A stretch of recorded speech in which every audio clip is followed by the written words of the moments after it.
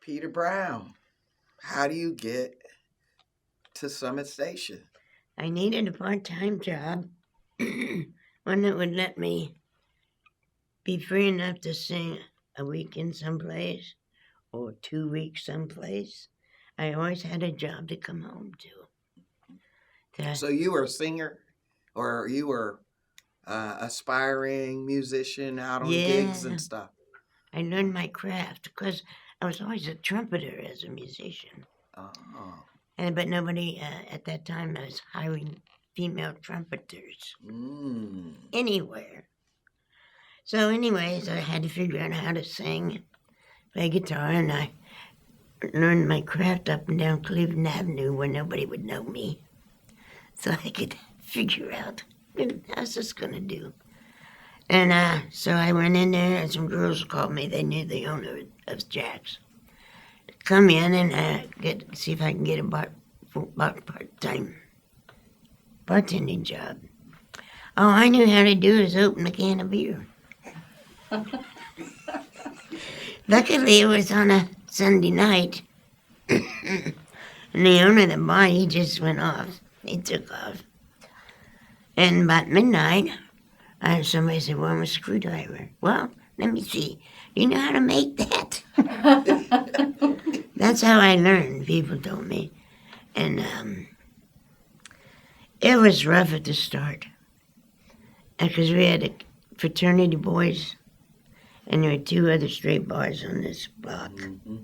And they were not happy about this. And it was a campus area, so a lot of the guys decided they just never met the right man. And the good ones, and if you didn't behave, the whole group would run you out with pool cues.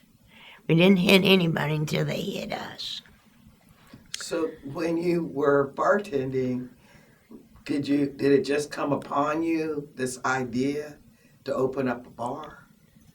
No, it just kind of fell in my lap. Because I'd bartended for so long, and Don didn't have any business, the previous owner. Oh. So he decided, but the first night, by the time closing came, the bar was full of women. That night it became a gay bar. Wow. The 3rd lesbian bar in the United States. I never knew that. The 3rd in the United States. There's one in California and one in Michigan. And that was what year?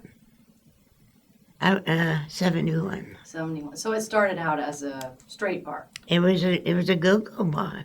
A go-go bar? It says Jack's Go-Go. So is that why it was Jack's Go-Go? I never knew. I lived in Zanesville, and people would talk about Jack's Go-Go.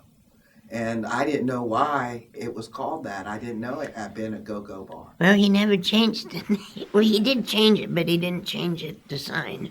For the young people, what is a go-go bar? What happens at a go-go bar? It was a go-go bar, dancing and stuff. So a little more risque of behavior. Yeah, it changed real fast. And so did the women come because you were there and you were inviting your friends? I think so, and there's everybody that came in kept calling other people that night, on a Sunday night. Oh. And the grapevine just filled that place up that night. And that was that. Do you recall, I remember that Thursdays. Softball night. The day. What? Softball teams. Oh. After they played the games and practices, different nights, they'd all come in to get a brew. So Thursday night, you couldn't even hardly get in the bar. No. That was pretty cool. It was pitchers and mugs. Pitchers and mugs. Uh-huh. And So you were a musician. You didn't plan to start a bar. The bar, just because of working in the bar kind of became this magnet for people, right? yeah, and then I quit to go sing full time. So I left for a while, but I'd come back and sing in there. And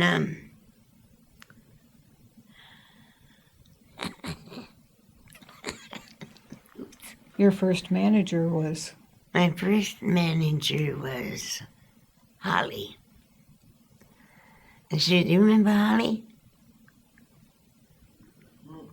I remember Nancy Lee? Nancy Nancy Lee. Lee. That's who I remember. Yeah. Terry Haas? I remember that. Remember her. She was a day manager and got the supplies and stuff.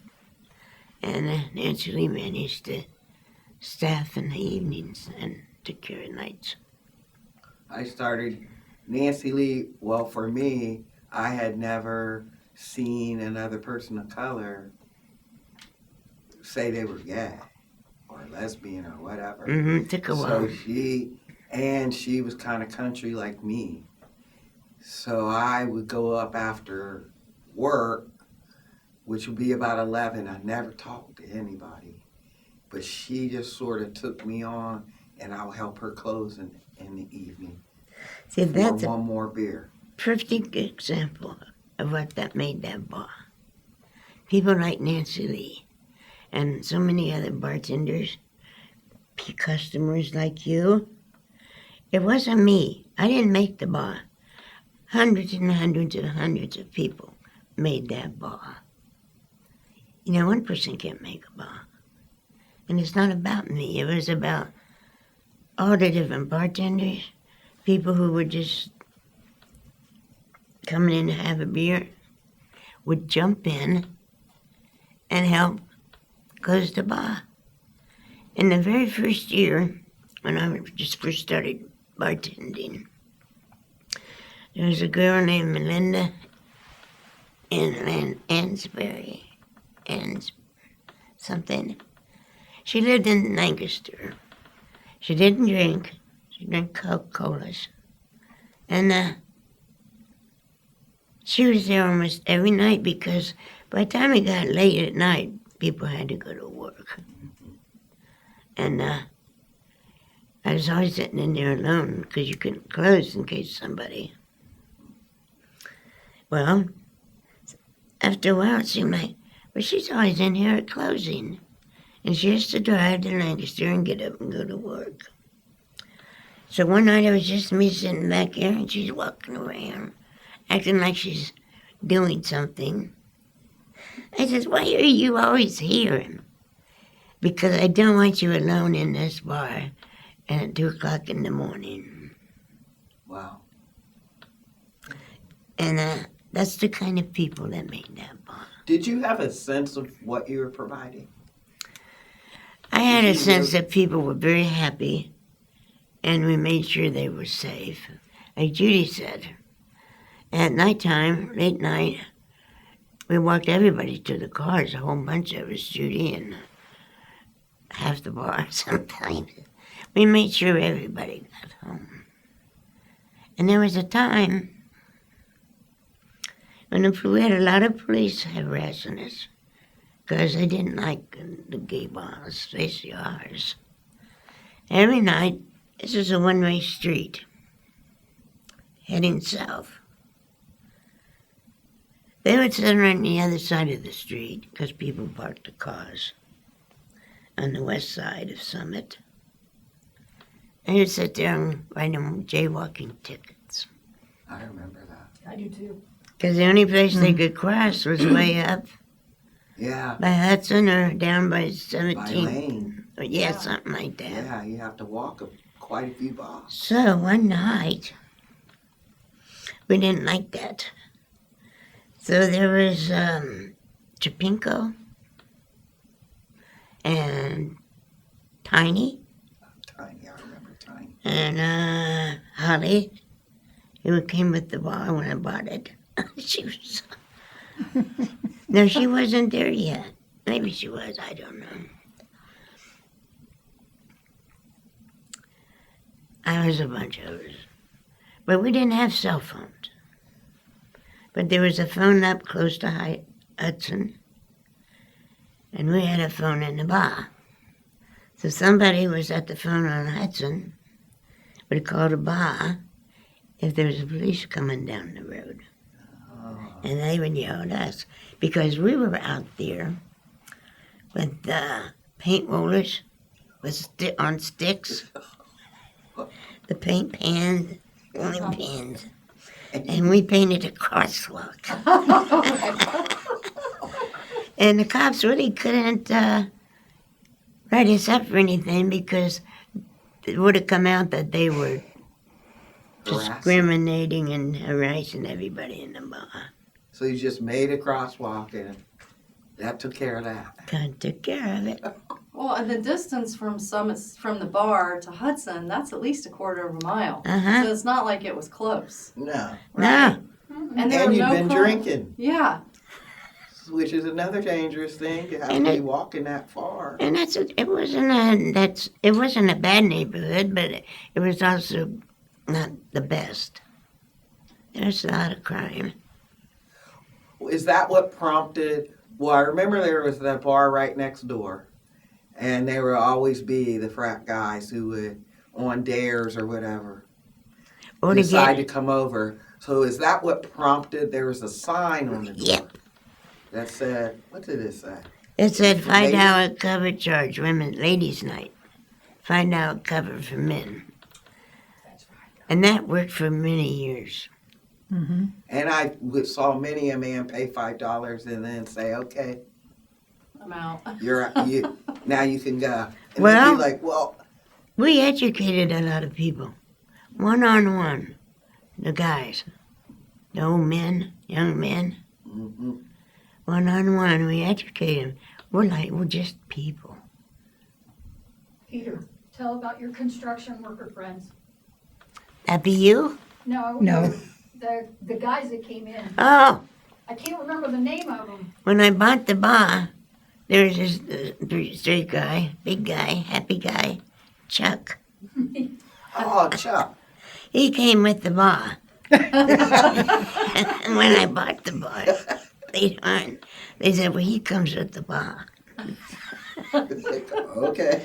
And it was him and I that totally remodeled that bar, top to bottom, in 1993. That's when we built the stage and raised the ceilings and made the bar longer and the mirrors and flooring. We did everything to that, cleaned it up. Took us till about fair time from February. And when we went down in the bar before the company, but customers arrived, I'd go upstairs and sand the boards that we did all the trim with, and shellac them, and there was a ton to do because I had a little difficulty when my dad died. So I just wanted to stay busy. And so I did. And by the end of that, I kind of had a nervous breakdown because I finally let it in. I was so busy. And that's how the bar got remodeled. But me and Chuck, we did that. So Chuck had already been hanging out with you at the bar for 20 years by that time. Well, I don't know when he came in. There was some time when I had, between singing, when I was not working there, I was off singing. And then I came back and bought it. Because Don had, I don't know who it was, Danny maybe, one of the boys from the Tremont, had to give Don a check for so much money to buy the bar. Well, I knew then it was going to be a boys' bar. And we had so much blood, sweat, and tears in that bar. And went through so much. Like, I don't think so. I just bought my first business 9 months earlier. And I had it paid off, but I didn't have a dime in my name. Because I wanted to. So, Don did like many bar owners, they carry part of the loan. And then you go borrow the rest of the down payment. And the night I opened at Summit Station, I didn't have any quarters, dimes, nickels, fives, tens, and ones. I had people just giving me money to fill in the cash register. Wow. I didn't think about that. I was thinking about supplies. Right. I had to borrow the money to open the cash register the first night when I bought it. So when was that? When was it that it June became yours? 15th, 1980. June 15th. Huh. Wow. So CJ, where and when do you enter? Oh. Well, somewhere between the 1980 show and the 1981, which was the first time that we did a group. Petie came up to me and said, I want to do a Christmas show at the bar. She said, for all the people, to thank the people for coming in to the bar all year long, and those that don't have any place to go at Christmas.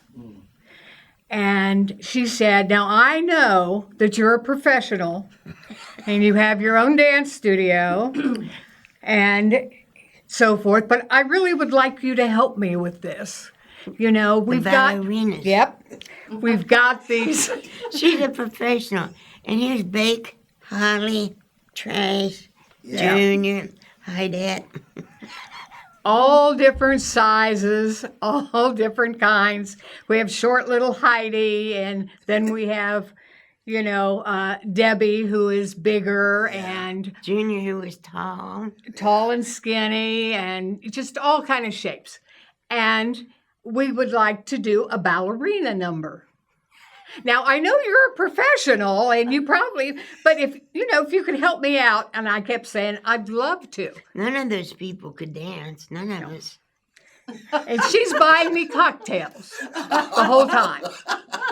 Now I know. Every time I get about half finished, she'll have another. And I kept saying, she's not hearing me. I'm saying, Petie, I'd love to do this. I couldn't believe she would Would actually say okay. take a bunch of little dykes. Have them teach them That's what she said, ballerinas. yep. And so by the end of the evening, we were putting a show together. The very first show we had was like 45 minutes long. And Petie did Santa Claus, which she did every year thereafter. But the definite star of the show was the Columbus Metropolitan Petie Brown Ballerinas. Ballet company. Ballet company, excuse me. Ballet company. And they were definitely, from there on, they were always the last number in the show, and they definitely were the stars. Their costumes we changed them every couple of years, but they were basically the same basic. They wore sweatshirts that Sharon and I made net tutus that we sewed on the bottom of the sweatshirts. They wore thermo underwear for their tights, and they had these little booties on. Yeah. And the first year we had 2 red ones, 2 green ones. There were some blue ones. Yeah, well, the blue ones came the next year. And then we had 1 white one because I had an odd number. I can't have 8, I can't have 6. I had 7. Okay. So my star, we put a star in the center of her tutu, and her tutu was white. Who was the star? Peter. Peter. No, not me. No, Peter was not in at several of them. Oh, I didn't come till late. I used to stand beside him and do the encore with him in the Yeah. Santa suit. Yeah, that was Stephanie. Stephanie was my star. Oh, And I taught them in Petie's kitchen. That's where I taught the ballerinas what they were doing. well, the popularity of it grew to where I remember the women actually get into altercations waiting to try and get the tickets. Oh, And yes. I remember that you finally had to go to, you could only buy so many tickets, and that people would stand in line and argue with each other about who got there first. And Yep. who was getting favors on the seats, because at first you could pick where you were going to be, and the women would piss and moan at each other about Yep. their placement. In Yeah, you're correct. We went from that one night, 40-minute show to 2 nights, 2-hour show. Didn't you have a Over ballot? multiple weekends too. Didn't you do it over multiple weekends? No, we only did it one No. weekend. Only one in weekend. December. No, just one weekend, but Lester's right. We got a lottery drawing is what we had to Yeah. do. You had Yeah. to come, stand in line, get a ticket, and then that's How you get your seat. That's how you did it. Yeah, we had 2 people sitting up selling tickets with a floor plan of where the seats would be. First come, first serve, where you wanted. And then we, of course, videotaped. And in those days, hardly any of us had a camera, or none of us had a camera. I rented a camera every year for several years so that we could videotape the show. And then they have a big thing and watch it Yeah, afterwards. of course. You could watch it. But it just got bigger and bigger, and always When- had Santa Claus. When did the idea come in that you started raising money for the Faces unit, which was the new family and children HIV and AIDS unit Was that in the which I don't 90s? think it started as Faces, but or maybe it Yeah. did. I'm not sure. No, we did a lot of. We built a playground for some place. Well, you did a suicide benefit when we had people in our group commit suicide. Yeah. And we did benefit for the suicide hotline or whatever, Yeah. to raise awareness. And we did a lot of benefits all through the year. Yeah. All kinds. Several cancer benefits. And we did one for the dog shelter, Yep. Delaware. We got a thank you letter from them. Yeah. And, We also supported Franklin County Children's Services at Christmas before the Faces. Yes. units. Franklin County Services, yes, we did. Had a couple women worked at the unit. I just remember. Actually, how it started, we took it over the very first year that the party for the aged children at Children's Hospital, the Faces unit, happened was Brazon. And Sonia Ross and myself. The 3 of us were in a little committee, and Brazon had a connection somehow with the unit. Oh, okay. And he says, I really would like to do a party for these children. Well, that one again, just like, our shows at the bar started fairly small. We're talking like, we thought there were 35 children. It turned out to be 50. But it started very small. And then the following year, Singular Sensation got involved Okay. because this was such a great thing and of course, back then, Well, they And were it's- having trouble even getting nurses to work the unit. right. And the children, I mean, it's not their fault. And so we were all of us spent really a lot of time. We did our show, and we had this big fishbowl that sat at the end of the stage, and people just dropped money in it, They would tip us, but also they would just go up and just dump money in it. And then Peter, of course, always gave us a donation. And she would give us things. We would have like a auction for the Faces and so forth. But this party was phenomenal. And we had people like Lindy's Restaurant would give us turkeys, a couple turkeys to serve. We had a big dinner for them. We gave presents to every child. We got their names from the Faces unit and how old they were. And that was a fun night. Schottenstein's would give us the same percentage that they gave Toys for Tots. We would go in at 10 o'clock at night when the store was closing, and they'd give us a shopping cart, and we just walked down through the toy aisles. Well, we've got 5 to 7 boys. You take that one. 5 to 7 girls. You take that one. And you have 10 to buy or 5 to buy, whatever it was. And we'd walk down the aisles, and this is the Singular Sensation group, and pick the toys out. And then they'd run us up a bill at the end, and we would pay for it with the money that we got from doing our show at Summit Station. Then we'd have a big wrapping party at our house. Yes. Yes. Then the wrapping party came, and their garage was filled. Garage, basement, kitchen, And living room. we would wrap all the presents and put on the outside what they were: girl, this age; boy, that age. And then and wrapping them and everything, and that all that wrapping and everything was included in the prices of the thing. And that amounted from anywhere from $2,500 to $3,500 just for all of that stuff. Wow. And we would have a big party. It would be a fun time wrapping. We did also stockings. We stuffed stockings. And the little toys and different things we put in came from McDonald's gave us things, and the Limited was very nice to us. They gave us a topper to put on the stocking every year. So each child that was there got a stocking, but only the children's names who was on the faces list got the present.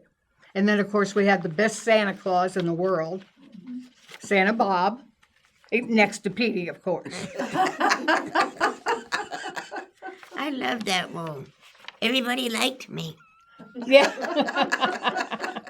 Here's one of the thank you notes from the early shows. Oh, yeah. What is this at? This is, these are the one we did for the dog, Animal for Delaware. the animal shelter. Oh, Delaware. yeah. Yeah. And then when one of the gals in our group got cancer, we did a big cancer benefit. And it was a couple of nights too. We had to I take can a remember there being support for the women who were going through domestic violence, abuse, and Yes. things like that. Losing their And- children and living Yeah. in their cars because abusive husbands. yeah. Yes. I'm curious about why you think about that. When I moved to Columbus, it was 1993, and so at that time, Summit Station was one of the first places I went. But it seemed like it was maybe in a kind of had slowed a little bit. I don't know if that's because there were other bars that were around, but it seemed like there were some nights where it was really busy, and then other nights where it was really slow. And was there something that shifted or am I remembering it wrong? Was there? In 1993, my dad died, So that was the year that. and I was only there to work when we redecorated it, and in the attic at night. I wasn't around people because I just, some things you just can't handle. You just go to work and keep working till you fall apart. I sometimes wondered, there did seem to be, because I remember the Columbus Pacesetters, the women's football team, Summit was their home. I mean, we were like, I sponsored them. yeah, that's right. Because I couldn't sponsor the softball teams. There were dozens too of many. them. We only had one football team, so I was safe to sponsor it. I didn't make anybody angry. So too many lesbian softball teams to sponsor. Yeah. You couldn't sponsor all of them, so you No. chose the Luckily. football. It took And a so lot. I'm wondering sometimes if it wasn't also due to there was a shift from kind of feminism shifted some, I think, and I felt like there was kind of a move away from, I don't even know how to, suddenly dyke became a word that people weren't sure And it they was, wanted to be called. I always thought it was a fun word. We already joked about it. Yeah, that's when I came in, that was like a good thing. It was a good word. Mm-hmm. But I feel like sometime around the time that who would have Reagan and people started doing this, wanting to have the picket fence and the family and the looking this particular way, that it moved away from the embracing dykehood or embracing being a dyke. That was. But they didn't understand. We're all dykes. We were all gay women. We were lesbians. But they didn't understand it. We've been calling each other dykes for years and years and years. Mm. But here's one from Camp Sunrise. You're also talking about a generation that grew up already having Oh, their rights, yes. not having to go through everything that we did. Yes. Even 5 years before that 90s situation. They didn't go through the broken windows. They didn't go through stepping outside and getting a crap beat out. Yeah. You know, Mm-hmm. it And was being all a followed. given that it was okay now. You know. And they were just fighting them. follow you. Yeah. You'd get out of there, and all of a sudden they'd be behind you, just following you. Mhm. You know, just to make you nervous. You wouldn't want to go to your house, so you just at least that would be my You experience. didn't have any. I would just drive bartenders? around until then they got tired and Yeah. went on, and then I could go home. You know, but I think you're right about that. That there is a certain amount of privilege that came They earned. into. They didn't have to worry about getting out of the car. I would take all the gay stuff. I was proud to have all this gay stuff in my car because also the sticker Kukalas, the gay bookstore, had these stickers, and the lesbian. There's the what is that, like the Onk or whatever. I had all that in my car, but I didn't have it stuck on there. When I would get to the bar, I would take it all down and 'Cause put it you- in my trunk They would have trashed so that maybe they wouldn't know that whoever owned that car, was in the bar. And, you know, like it was just a matter, that was just something that you did. You almost were like, if something happened to someone, well, did you leave something out? Well, that's why that happened. They did not have to really have that fear. Mhm. And so I think they also could not totally appreciate what what the women did. yeah. They made it possible. I'm surprised that you didn't get walked to your car. That I what? Someone didn't go with you to your car? Back out of the bar. Well, you know, I was a young whippersnapper. I really was Her young. nickname was Tow Truck. Let's go. I was really young, too young. And so I did a lot of just slipping in and out, Mm-hmm. you know, and I just was extremely private. And so I would sometimes, if a group was going to take somebody, I'd kind of go out with that and then just dart around the corner, and you know, I didn't even let anybody walk me to my car. I hear you. I played football. I hear you. Yes. Yeah. Walk me to my car. Why? I can handle it. So it seems like it felt like when I was here, it was a bar for everybody. That that it was like you Anybody- said, all sizes, all ages, all As long as races. they Is that behave. true? Was it Yeah. really? Is that how it was played out? Most of the People time, felt we comfortable? was teaching the straight people, and we had a lot of straight customers coming in regularly. They liked us. It was the younger men from the campus usually, or the next door. They just start pushing their way in the door. I start pushing them out. Next thing I know, there's a dozen people more behind me, helping me. Mhm. And that was pretty cool. What Right. about? There's a unique relationship with drag queens at Summit. Yeah. You know, that does not operate the same in other lesbian spaces that I've been in. And it seemed like The girls drag loved queens them. were always a part of the fabric They were. and the support of Summit. What about that? Like, how was that? Just people you knew and they came in, or And then, when I first bought the bar, that little magazine that comes out, I don't remember the name of it, just local. And I thought, oh, I should advertise something.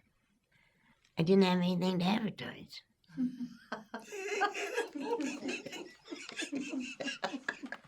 And so from there, I decided I had sang in some bars that had a lot of queen shows and were very, very good. Back then, they really had the costumes. Oh, yeah. And I shared a dressing room with them. that was something else. You learned a lot, didn't you? No, I kept my back turned. I did not want to see because they were not bashful. And they would really get in fusses and wigs were flying. Well, you know how. Yeah, I know. But they were so sweet, and so I got in touch with them, and that's when we started entertaining. And then we ended up with all kind of bands and yeah, comedians and all kind of entertainment. yeah, it was a place if you were lesbian and had some kind of something. It was a place for you to come and try that out. I know that we were in the women's studies department, and it was the go-to place, and we had people that would go and band when we would do our shows, and then we would always like have an intermission and then put some live people up there, because it was also Fast Friday and His Kings. We also had that mind that we really wanted to push other artists and give them our platform to be able to do whatever they wanted to do, and so I was always grateful to Summit for that. You just never knew when you're gonna. Well, the come one in there. thing is that we did a big, big benefit, and we were packed. People just came and went. For Georgia Jackson. Standing room only outside and all that. Yeah, when Georgia Jackson was in her later years, and we did this big benefit for her. And the thing was that the boys, they could have gone anywhere because they were the ones basically that wanted to do this and got in touch with us. But the thing is, there were so many bars in town at that point, and they could have gone anywhere else to do that. But they wanted to come to Summit Station because Summit was the one that everybody was welcome to. Everybody. Doesn't matter. And that was before all of this. We have made such strides in this. But before any of this, you walk out, you get dressed at Halloween night. Everybody knew that, even especially like after the Berwick Ball. You could walk out a door of a bar and the police would be sitting right there to put you right in the paddy wagon. Except on Halloween. Except on actual Halloween day. It was okay.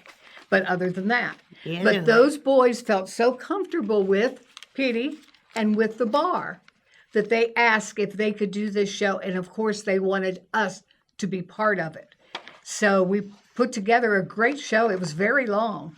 But as I said, it was a come and go thing. Come in early, drop a little in the box. Standing room only. None of our shows. And people standing outside. Yeah. And we did a big old show for Charlotte Parr, too. Yeah. Oh, yeah. Yeah. We just did a ton of benefits in that bar over the 25 and 9, 34 years. I feel like that Summit is actually the longest running bar, lesbian bar. I feel like I was trying to research that, and out of my research, I figured out that that it was the longest running lesbian owned, operated women's bar. You know, it set the standard. I would go to other places and be like, what is this? It's And- true. It is. I We had were- friends come from England in 1990, I don't know, 6 or 7, and they could not believe what Summit Station. They were like, why don't we have this in London? It wasn't just that it was a bar. It was the family. It was the song. community that was created there. The song, We Are Family. Yeah. Almost every night when it was closing time, and the whole bar sang that whenever it came on. And another song from Cher was Oh, the what? Was that the Shoop Shoop song? No. that's, Do you believe in life after? No. what No, was it? She knows what it is. it's the one where she's on the ship and she has a tattoo on her cheek.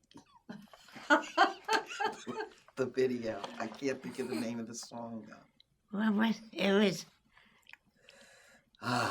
Yeah. Screaming at the top of our lungs, be singing it. I don't know. those were the days, my friend, that they never end. And we knew these were the days Yeah. You need that we would be thinking like now. Also, it was a place for women to get connections for employment. I can distinctly remember when I'd be bartending, folks would come in and say, hey, there's X amount of jobs that are coming up here. Have benefits. They're hiring women. Mm-hmm. Come on over and get a job. And I always thought that was really special too, the way that the women would help each other get employment and secure. Someone would say, you know, this is going on. They needed some lawyer advice. And somebody would say, well, you know, so-and-so, they'll be in here. Just go up to them when they come in. So many transactions and things happen And accountants. within. It was sort of like the golf course. You know, for the men go to the golf course. The women came to Summit to get their business advice, to wheel and deal, to figure out how they would do something, because as women they might not be able to. So I always remember just the dealings that would be going on at the tables. You know. Something that I'm thinking about too is when I started going there when I was 23, I didn't have any money. And I know a lot of people at the bar also didn't have very much money. But you talk about all this money that was raised, and it just, again, it seems like it speaks to the generosity of the culture that you created there, because it's, as the 90s went on, there were other bars, other lesbian bars in town, and it sort of felt like there might be some class lines, like sometimes the people with less money maybe were at Summit Station, and the people with more money were at Slammers or at Wall Street, and yet it was always donations coming out of Summit Station and Jack. So it I was the think people you're with right no on that. money that were always giving what they had, even they didn't have a lot. Yeah, and a lot of the other bars always came to me and wanted to know if my group would come and perform there. We did shows at several other bars here in town, but we also went to Toledo and Dayton and Mansfield. All of those people, because we were the first all-female dance troupe, singing, dancing, you know, whatever. And Sonia Ross would come with us sometimes, and Brazon would come with us sometimes.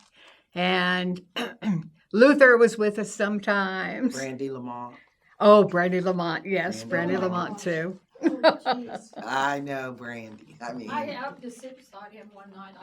I mean to tell you, whew, Yeah. that dude could drink. And my daughter, Misty Blue. yes. Yes. And Misty Blue. Yes, we did. But we were, we gladly went at Wall Street. We did a big show at Wall Street. And, 2 of them. what, honey? We did 2 big shows at Wall Street. Yes, we did. That was when they Amazing. were, You got to remember too, there is a big, huge discrepancy between the men and the women as far as money. Wall Street, was pretty much supported by men. The women went in. The Slammers, I don't know much about, but I never felt comfortable there. Summit, you would walk in there and that's where you always felt like you were at home. It's true. I mean, There was no judgment right, other than they didn't know you. right. And you And they wasn't want to very make long. sure you're supposed to be in there. yeah. But once that was established, Yeah, you had Nobody- best friends. nobody gave a rat's butt about Anything. that type of thing. Anything. No, we Yeah, had do you want a Yeah. beer? We Yeah. had one gal that was with us that was a student at when I had my dance studio. And she was a student and she wanted to come do the show with us. So Midge, married and 4 kids later today, but she was, and we had a couple of those that came in, saw the show, really wanted to do it. Come on, anybody that wanted to get up on stage. Professional ballerina. Oh, yeah. But Petey's right. When it came to the ballerinas, that was special. Not anybody could join the ballerinas. Right. The ballerinas, if somebody wanted to join, the ballerinas took a vote on it because that was special. And then there was the year that the ballerinas wanted Vegas headpieces. Oh, God. Oh, God. Sharon and I and Judy Long's mother made these ballerina Vegas headpieces that were like this. And Petey joined the ballerinas.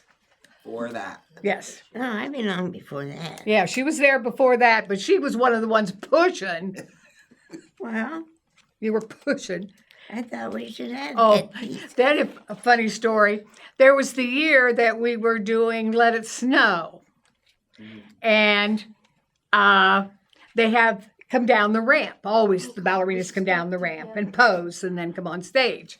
Well, I did not know when you use snow, the snow that you buy for trees and things, that if it lays there, it gets slippery. Oh, gosh. Almost every ballerina, almost every ballerina that came down the ramp fell flat on their tushy. It seemed like it was part of the. Yeah. It seemed like it was part of the number. And There then were those of us that are like, there was a problem with one of the nettings. Oh, God. Remember? Oh, You said another that- one of my brilliant ideas. Let Judy come up here and tell that story about those go ahead. Judy. ballerinas. So we're all standing there and we have these tutus on, and they put these plastic glittered snowflakes on our tutus. And we're waiting to go out. Now, we didn't really practice in our tutus because they were the last costume ever done. And so we're standing there, we're getting ready to come out, and Shushy and I and a bunch of us, we got real close and we're like, oh my God, we're stuck. I gotta go. So next thing you know, we're going, hey-ya. I didn't know we got stuck till we were doing the numbers. Right. I didn't know that in back. Yeah, well, no, Yeah, we oh, were getting yeah. ready to leave. Then we're out there doing our number, and we had to get close. Now we're all stuck, and we're going to pull apart, and our tutus are over here. And, I mean, it was just a mess. And I think people thought it was the Yeah, act. we didn't know. Yeah. I mean, I don't know because I didn't know. But most people No. No. had no idea because it was such a joy just to see y'all in the ballet costume, knowing you couldn't dance. Like, we guessed that you were able to dance, so it just seemed like, and you all just kept going. You had Yeah. been, CJ said it doesn't matter what trained happens, enough Right. to just keep going with it, regardless of what happened. And CJ would just be there like Yeah, just shaking my head. shaking her head. We were laughing our butts off on stage. Oh, we couldn't help it. So just to let you know how Summit Station is kind of like a family. I'm very fortunate. My family backed me. I have an aunt and my mom. She wanted to be part of our lives. I was in the show for probably, 15 years? Mm-hmm. After about the first 5, That's after we my did. mom, my aunt, my cousins would come for dress rehearsal and sit there. And they would either help with the costumes, they would help critique, they'd watch all the dress rehearsal. Everybody in there knew who they were.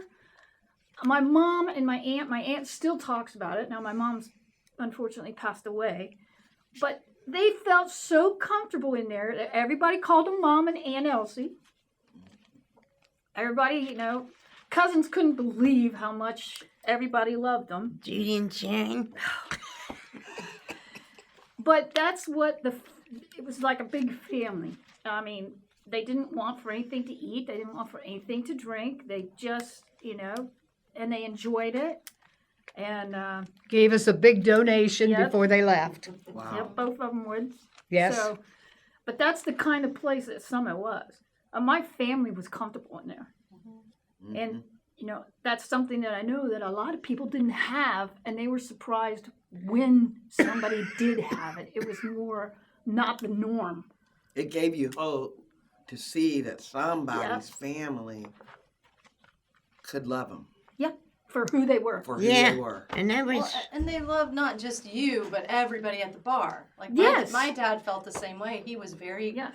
he was not that accepting He of was an me honorary initially. member in there. Yeah, but when we started the Drag Kings, my dad would come and then he was like a dad to all the other people that were there too. That's how my Yep. mom was. Yeah. Yep. They all called her Yes. Mom and Aunt Elsie. Right. Yep. And, everybody had a costume break. Well, Sharon was in the show. She made a lot of the costumes. CJ made a lot of costumes. They didn't have time to fix it, so they'd run over to my mom to fix it real quick and then get back on stage. So,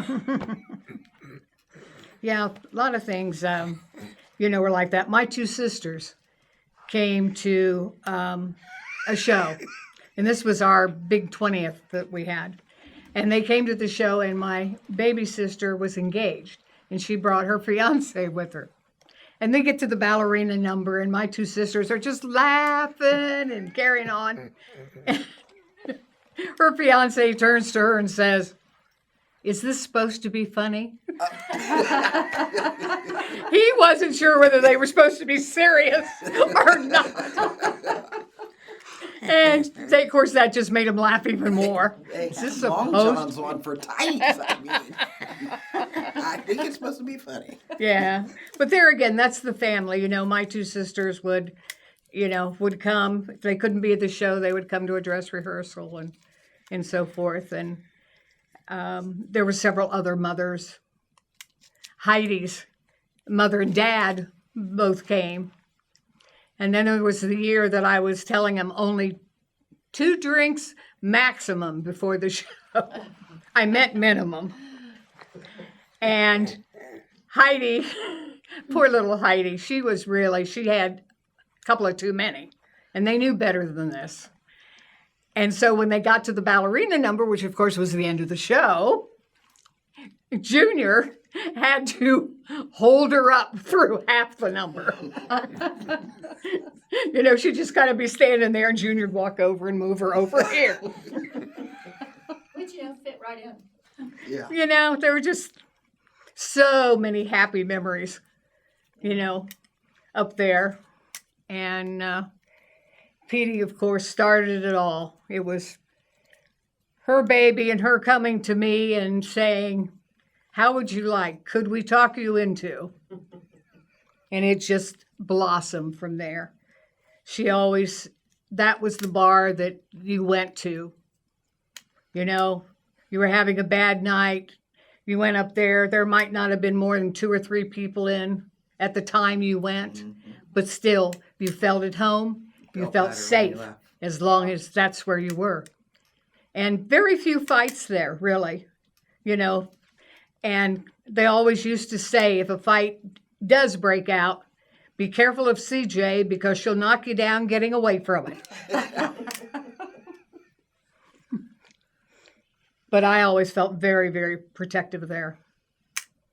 I think all the people that made it through the years, they all want to take care of each other. It's just, I don't know how many hundreds of people passed through those doors. I would guess it's in the thousands. Had to be. Oh, had to be. Easily thousands. I mean, Thursday nights alone. Mm-hmm. Thursday nights alone. Generation after generation, they'd be at a high state, then they go to other states. Next group comes along. But there was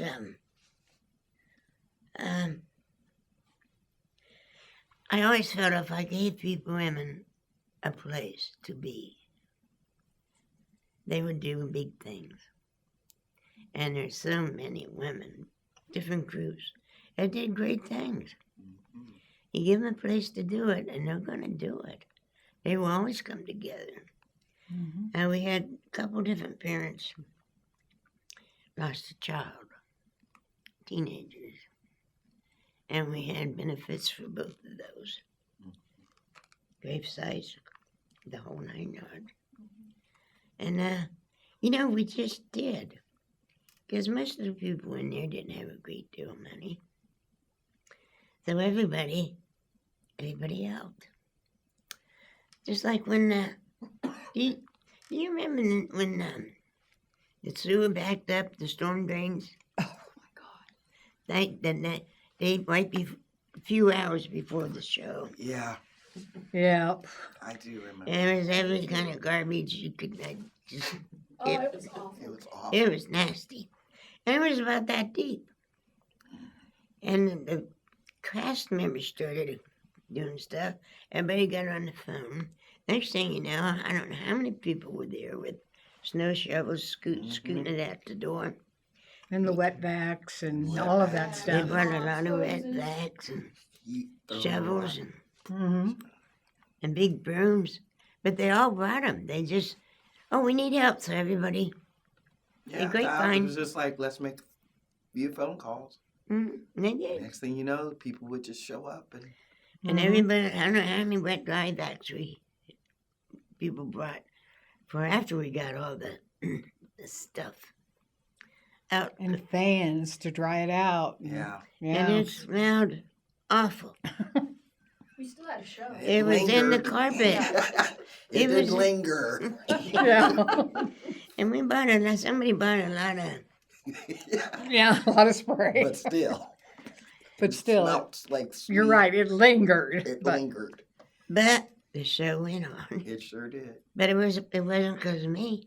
It was because everybody. Year after year, there's another everybody. Here's some more. And then, what got to be a big thing, so many people met their partners in that bar. Mm-hmm. So we'd have a lot of 10-year celebration anniversaries, 5-year anniversaries, 20-year anniversary parties. We held a reception for a straight married couple. And Charlie and Sheila had their big 10-year anniversary party there. lots of people. And People from other Kim states. came in and sang, and it was just really nice. When the women would graduate, they'd come in, Yeah. Yes. celebrate Yeah. their graduations and those types of things. So, if Oh, you- let me tell you about one of the awards. Well, several of the awards. The big Berwick Ball that was an all men's. For the first 10 years that it was effective, it was an all men's ball. No females were allowed. And I came in on their third year because they wanted to do a show and they needed somebody to run the spotlight. And they didn't even know where to get it. So they said, where can we get a spotlight? I told them where to get it. And they said, well, now can you tell us somebody to run it? And I said, yes, me. And that's how I got to be part of the executive committee. But once they let females in, we did shows, we did a number there in competition several times. And when we did, we always won. And then we also won their grand award, which was the best number of the whole show. So we've gotten awards, throughout. And of course, one of the best things I felt was when Wall Street came and said, would you do a show at my place? I mean, that was an unheard of thing to ask if we would perform at another bar. So that was one of the things. But winning the grand award at Berwick was really thrilling. So that's where we got our name, Singular Sensation. Because they said, what's the name of your group? The first year we performed there. And I said, I don't know. Where are we going? I don't know. Christmas show. We didn't know we needed a name. And so we were doing one from Chorus Line.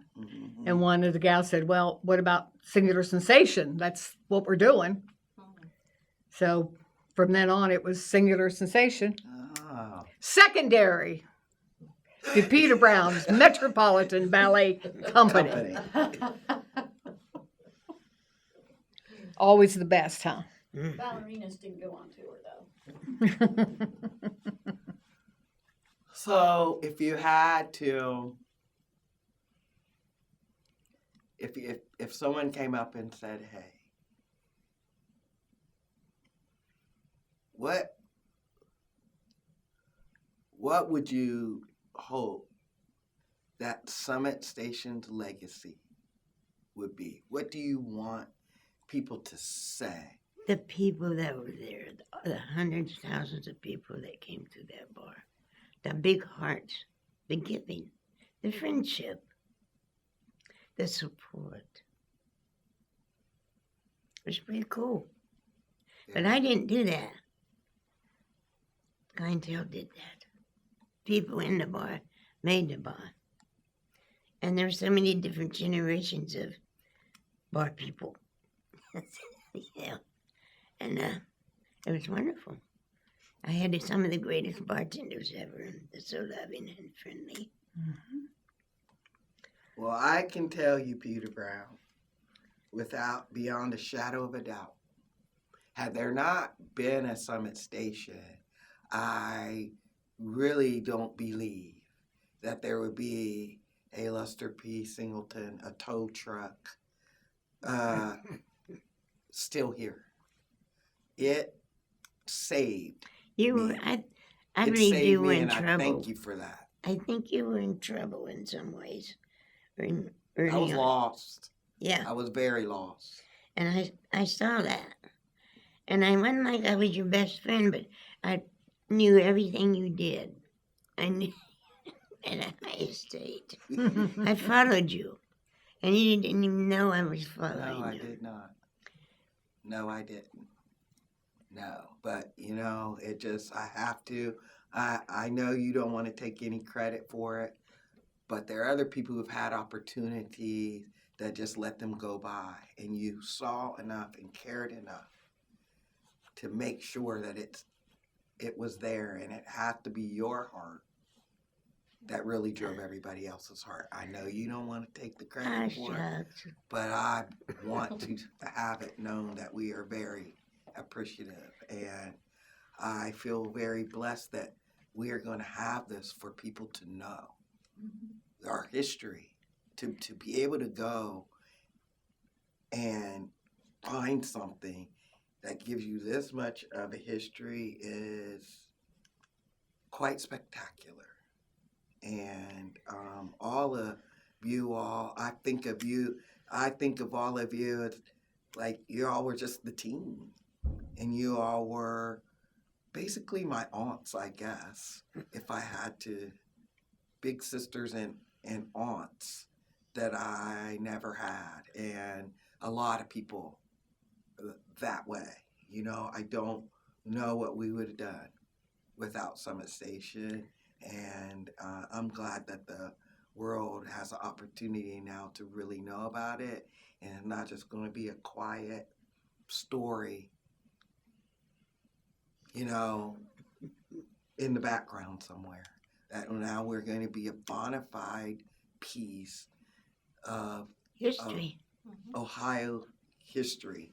And that was you guys doing, wasn't it? You two got it. Well, I mean, yes, in a way, just kind of because history matters, right? Like when what we're talking about is there's going to be a historical marker placed in front of the bar, and that those markers sit all over the state of Ohio, and for anybody who likes history, it gives you an opportunity. And just when you pass by, you don't have to go there because you're searching for history, but history comes to you through those markers. And that bar, that building, that space is still a really busy space. It's still right in the middle of campus, and Columbus is booming, and enough has changed, I think, in the world that the larger culture cares about LGBTQ history. I think that's nice. It Yeah. is. And If but somebody they walks won't by there and know it. sees that, they're going to be like, what? 1971? What? That happened What do here? you mean that happened here? And consequently, it's the first. Is that what you told me?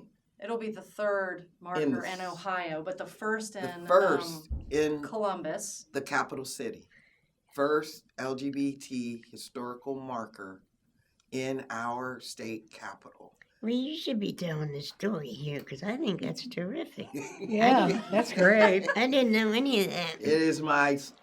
It is one of my life goals to have all of the places. Like my dream of dreams is that you can go to the Visitors Bureau, Experience Columbus, and one of the things that you will be able to do is take a walking or driving tour of our history around this city. Ohio gets treated horribly all the time when we are the first, and we are so pivotal to our country's history and so innovative and so things So happen many- here first. So many laws got passed. Yeah. I think by Stonewall or all of us, I don't know.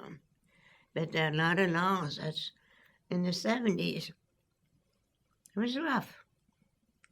And there were some good lawyers, women lawyers. I can't remember their names. I wish I could. But they worked day and night to pass the laws. So Rhonda Rivera. that's the one. Uh, Yeah. And then the rest just went out of my head. Dottie Painter. Dottie Painter. There's one more. Oh, really? person I She's forget. an attorney, isn't she now? She was. Yep. She just passed away about a month ago, maybe. Not too long ago. Not too long ago. Oh, She just passed away. And I didn't. yeah, and so, She came in the bar because she was going to school at Ohio State. She was just a little baby.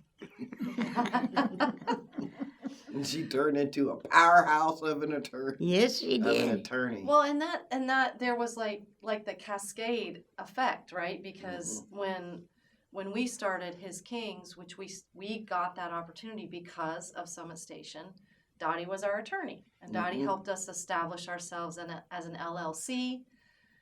Jax gave us the opportunity to, when we did a show, to keep the cover charge, Mhm. and we, it took us. And you did good things with the cover charge. We did. We did. We kept that spirit of, donations back. going. We always gave money when we did shows. We took the cover charge and we paid the performers. And It might only be $5, but it was $5 more yeah, than what you had. And at that time, I could get you almost a full tank of gas almost. So. yeah, it's true. And then, it took us a long time to get that invite to Wall Street because, like you said, it was, Yeah. they were, I don't know, they kind of positioned themselves as more prestigious or harder to get into, but by the end of it, they were coming to us because they saw what we were doing at Jax and at the Far Yeah. Side and at all these bars, and they knew if we came, we would bring the crowds. But because we had that history with your bar, we knew we set the terms. We said, okay, we'll come, but we're keeping cover charge. Mhm. You know, And that was a wrestle. yeah, and they They did not want us to do keep that. that cover charge. They Oh, wanted I our cover didn't. charge. Well, No, well, because see, not every bar was as generous. Most of the bars, we would have to fight for the cover. you earned They'd it. only want to give us Yeah, a but they didn't think about it portion that of way. it, plus the bar receipts. I'm like, well, you got the bar receipt. We're not Yeah, getting we're any bringing of you the that. customers. Mm. We We're bringing just you the customers. Exactly. You could at least That's- give us the door. That's your money for you. I mean, we had you- costumes to buy. Yeah, right. but that's a key thing because even like with many of the drag queen bars, they didn't do business that way. It They was got the tips. bar. Yeah, they would just kept their tips, but the bar was keeping the cover. And because we started out at Summit Station, we started out with that arrangement and we kept it. When we traveled to New York City, we traveled to Louisville, we told them, oh, this is how we do business. We will come, you know, we'll send you all our promotional materials, but we're keeping the cover charge. And that enabled us to travel all over And the we country. will have our own person at the door collecting. That was Yes. the Because trick. we learned Yep. Mm-hmm. we have to have our own person at the door. You could check IDs, you can have your person there, but no need for you to collect it and give it to us late. Because Exactly. sometimes I'd be Yeah. like, Right. We knew we had 400 people there. this does not look like 400 people worth of, but all of those things garnered from a lot of women business, Mm-hmm. a lot of women entrepreneurs and stuff in Summit. There are a lot of, and it was also a time we had that big explosion where, they were having to hire women, and there were grants and all kinds of things for women, and the folks at Summit capitalize on that. Everything was coming together in the early 70s. Stonewall, people were coming out. Yeah. And not so much grew from the early 70s. They felt safe coming out, plus the laws were getting passed. So can you tell? That's the day the sign went up. Oh, Petie at the top. That's that you? Petie. Yeah. I'm like, this isn't quite level. Tell him, move it a little to the right, or it's not level, or And no, you just maybe a sat little up to the there? left. And what about, is that That the news- was- the update to the out? to the No, front? that was a friend of mine painted a picture and did something and painted it. Actually, it looks like people standing outside the door waiting for tickets for the Christmas shows. Or to get Look at in. It that. does look like it is a line of people. Yeah, it's a line of people standing out there. Yeah, We had a lot of Got a lines. little fresh new look. I remember that. yeah. Yeah. What we didn't hear about why the bar closed. So was there something that happened, or was it just did it come I to got too natural old, end? and I wasn't getting the right kind of managers and the right kind of bartenders. With some good ones, but if I wasn't there, I got so I couldn't be around the smoke. The next morning, I go in there, and we had three smoke eaters back then, I think. Yeah, definitely in the morning. You go to clean you. It smell like a fresh ass. I couldn't even go in there to do the paperwork and just the basics. Yeah. I was getting old and falling apart. So I was trying to sell out to people, gay people, women, but I couldn't find anybody that was thinking in the right direction. You had good ideas, but you didn't, it would just fell a little short. Because I knew what would work and what wouldn't work. Been there, done that. Everything that you shouldn't do in a bar as an owner, I learned as an owner. Learned along the way, but it was the people. It was just always the people.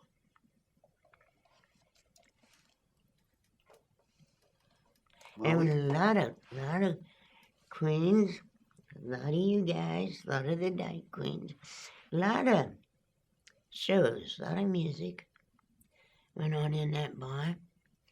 And a lot of people had fun. And I always felt the Christmas show gave people the opportunity to give. Whereas you don't want to just give to all the advertising on the TV and stuff. Mm-hmm. They knew exactly what that money was going. There was no middleman. And it gave them an opportunity to feel good because they helped, which made them part of everything.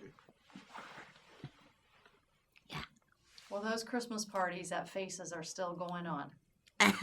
They are. Good, They're good. they're not funded by your bar because the bar's not there anymore. But you started a tradition that's 40-some years. I'm going glad strong. to hear that. Yeah. Yep.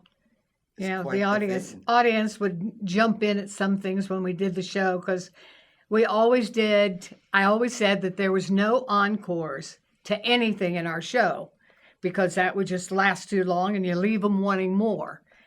No encores except the ballerinas. And the ballerinas did an encore every year. So the audience that came every year knew exactly what they were going to do, knew the steps, knew what they said, and they would all chime in and do it. Like a round de Jean. They would say, round the John. And, big plie. Yeah, Judy's doing it in the background. She was a ballerina for quite a while. And then, as I said, Petie joined in and was a ballerina for several years, too. I started in when I was handing out the candy in Santa suit. And I kept thinking, I went and stood on the step right next to him. Yep. And Becky says, come on. So there was Santa in the middle of the ballerina outfit. Yeah. And I went out as Santa and I ended the ballerinas because Yeah. I couldn't do it anymore. But I had my costume on and I did the last part, Whatever it's called. the encore. There yeah. you go. I had a business called the Encore. Yeah. I cannot remember Encore. But I couldn't do it anymore. And people I talked to that were interested, I knew they weren't going to make it with the way they were thinking. And I know when we're young, we think we know all there is to know and know exactly how to do it and all that. Well, we don't. I needed to move on, and I so hoped it would still be a girls' bar, but it didn't work out that way. But we had our time. We had a good time. It was at a time when we all needed it. We needed the kind of bar that Petie Brown presented to us. And she doesn't take the credit, and definitely all of us coming in, supporting the bar, helped the bar. But if Petie Brown hadn't have been there, we wouldn't have been there. Right. It wouldn't have had the ambiance, thank you, that we had there. The friendliness, the family it became. It was Peter who started it and who kept it going, as I said, at a time when we all needed it. I know that the experience that I gained working with my beautiful Singular Sensation, I would have never had if it wasn't for her coming into that bar and saying to me, I want to put on this Christmas show with a bunch of these silly people. Will you help? Non-talented in every way. Except And the comedy. drinks were pretty good, too. Yeah. We love her. Every one of us that was connected to her in some way will always love her for what she did and for the help that she gave every one of us in one way or another. Stop it louder.